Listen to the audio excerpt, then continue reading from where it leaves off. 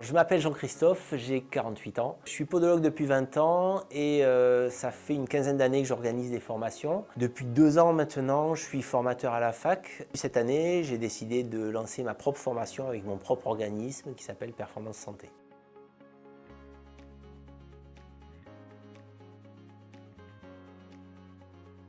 Je suis originaire de Toulouse, j'ai passé mes 20 premières années là-bas. Ensuite, je suis parti faire mes études de podologie sur Paris et 3 ans après avoir eu mon diplôme, j'ai trouvé un premier boulot à Marseille et je suis resté dans la région où j'ai passé ma vie.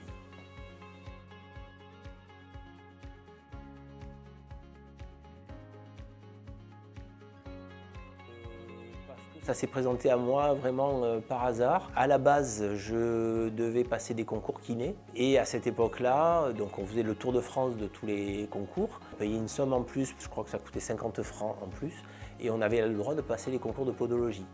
J'ai eu tous les concours de podologie de France et j'ai eu un concours kiné qui était à Berck dans le Nord. La ville m'a pas semblé très conviviale, peut-être à tort. Et du coup, j'ai choisi la podologie sans savoir ce que ça allait être. J'avais une idée très précise de ce que c'était kiné, pour en avoir vu, mais des podologues, j'en avais jamais vu de ma vie, donc voilà, j'avais vraiment aucune idée. Et je me suis dit, bah, tiens, pourquoi pas, c'était peut-être mon côté recherche de nouveautés qui avait commencé à se réveiller.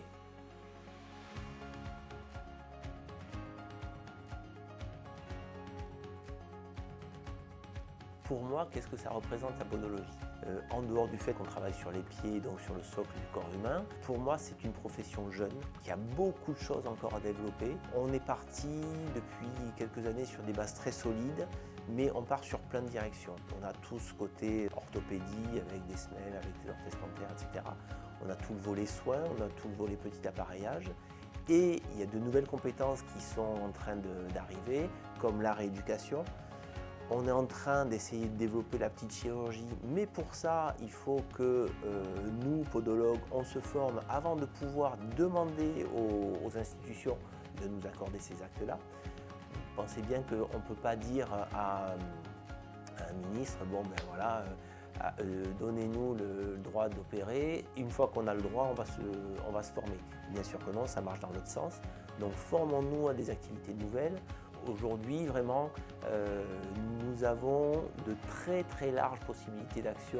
On agit sur tous les publics, on n'agit plus sur uniquement le pied, mais sur tout l'appareil locomoteur. Donc, qu'est-ce que c'est pour moi la podologie? C'est vraiment une profession d'avenir avec de très larges champs de compétences.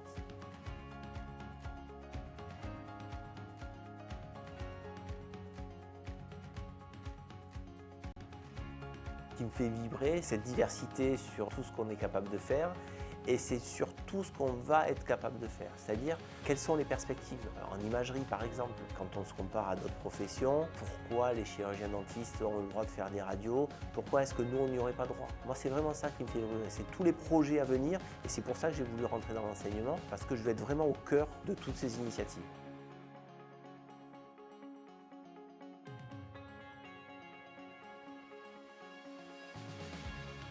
J'aime bien ce côté exigeant. Il y a cette notion d'urgence aussi, surtout quand on voit des sportifs de haut niveau. On doit avoir des résultats tout de suite. On travaille dans l'urgence parce qu'il y a l'urgence des matchs, des entraînements, il y a l'urgence de la récup. C'est des gens qui sont payés pour faire du sport, donc ils ont cette obligation de résultat.